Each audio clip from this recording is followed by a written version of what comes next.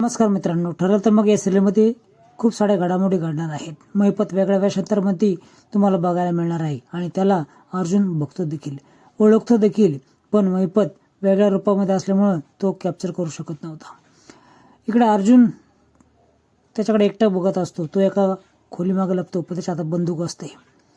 तो कोणत्याही परिस्थितीमध्ये अर्जुन हल्ला देखील करू शकत असतो.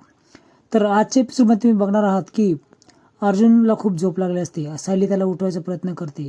तो उठतो देखील, पण 5 मिनिटं म्हणता म्हणता तो काय आवरेना. शेवटी तुमचा वाढदिवस आहे म्हणून ती त्याला विश करते. तो देखील विश करतो आणि दोघेही गोडी गुलाबीने वागतात. इकडं खूपच रोमॅन्टिक मूडमध्ये अर्जुन येतो आणि आपण दोघांनाही बेडरूममध्ये थांबूयात असं बोलतो. पण खाली चला, सर्वजण आपली वाट बघत आहेत असं सायली बोलते. त्यावेळेस पटकन तो आंघोळ करायला जातो आणि जो रोमॅन्टिक सीन आहे तो नक्कीच या सिरियलमध्ये बघा. कल्पना प्रतिमाला बोलून घेते. अर्जुन सावंतांना कॉल करतो आणि विचारतो ते फुटेज तुम्हाला मिळाले, त्याच्यातून काही ट्रॅक्स लागला का. त्यावेळेस 3 तर ब्रेकेज आहेत, रिकव्हरीला टाकले आहेत असं ते सांगतात आणि 2 मधून जो डाटा मिळेल तो नक्कीच आपल्यासाठी महत्त्वाचा असणार आहे. इकडे प्रिया महिपतच्या घराबाहेर असते. तिला काही करून महिपतचा ट्रॅक काढायचा असतो, पण तिच्यासमोर वेगळं दृश्य येतं. चक्क तिला साक्षी वेषांतर केलेल्या रूपामध्ये दिसते. ती तिला ओळखते देखील, तिचा पाठलाग देखील करते, पण ती निसटते.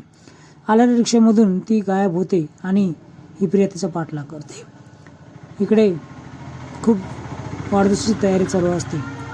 चैतन्यकडे स्पेशल ऑर्डर असते सर्व डेकोरेशनची आणि त्याचं फीज असते ही कल्पनाच्या हातातून तयार झालेला केक. इकडे खूप परेशान असते. अण्णा फोन उचलत नाही, अण्णा मेसेज उत्तर देत नाही, अण्णाचा फोनही लागत नाही.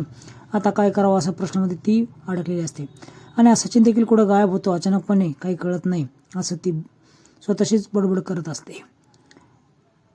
इकडे अर्जुन आणि सायलीचं खूप चांगलं स्वागत होतं, अगदी फुलांच्या वर्षावामधून. त्यावेळेस औक्षण हा शब्द त्याला बोलता येत नसतो. त्यावेळेस खूप जण त्याची खिल्ली उडवतात, पण वाढदिवस असल्यामुळे सर्वजण हसी मजाकवर घेतात. इकडे प्रिया डायरेक्टली नागराजला फोन लावते. एवढी मोठी गोष्ट तुम्ही माझ्यापासून का लपवलीत असं विचारते. साक्षी जिवंत आहे, मी तिला स्वतःने बघितलं आहे असं ती बोलते. त्यावेळेस पहिल्यांदा नागराज नाकबूल होतो, पण पुन्हा बोलतो की सगळ्यांना कोणाला सांगायची नाही गोष्ट असं ठरलं होतं. त्यावेळेस ती जिवंत आहे आणि तिचं ठिकाण मला माहीत आहे, तिथून आपलं महिपतचा ट्रेस मिळू शकतो अशी आयडिया ही प्रिया देते. इकडे औक्षण करताना सायलीला खूप त्रास होतो. त्रास होताना तिला तेच दृश्य दिसतं जे ॲक्सिडेंटचं असतं. ती खूप पॅनिक होते. तिला चक्कर देखील येऊ लागते, कारण ते दृश्य नेहमी ते तिच्यासमोर येत असतं. अर्जुनला वावळताना देखील हा प्रसंग पुन्हा तिच्यावर ओढावतो. शेवटी अर्जुन देखील तिचं औक्षण करतो. सर्वजण औक्षण एकमेकांचं करतात आणि केक कापताना सर्वजण सेलिब्रेशन करतात. केक अर्जुन आणि सायली एकमेकांना खाऊ घालतात. अर्जुन चक्क खूप छान असं गिफ्ट हे सायलीला देऊ करतो, पण त्याच्या बदल्यामध्ये तिला गिफ्ट द्यायसाठी काहीच नसतं. शेवटी ती गाणं म्हणते जे अर्जुनचं आवडीचं असतं. सर्वजण सायलीचं खूप कौतुक करतात आणि गाणं देखील खूप एकाग्र होऊन ऐकतात. सेलिब्रेशन खूप जोरात चालू असतं.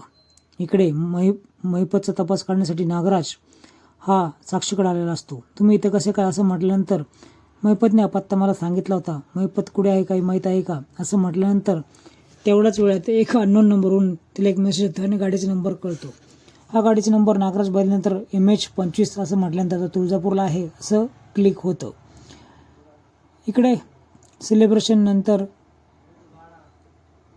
रुद्राच्या आईचा कॉल कल्पनाला येतो आणि लग्नाचं आमंत्रण अगदी हळदीपासून या असं त्यांना मिळतं. तर मला जमलं नाही तर अर्जुन आणि सायली येतील नक्की असं ती सांगते. इकडे ज्यावेळेस अर्जुन आणि सायली येतात त्याच वेळेस अर्जुनचं लक्ष एका व्यक्तीकडे जातं आणि तो दुसरा कोणी नसतो, तो महिपत वेषांतर करून आला असतो.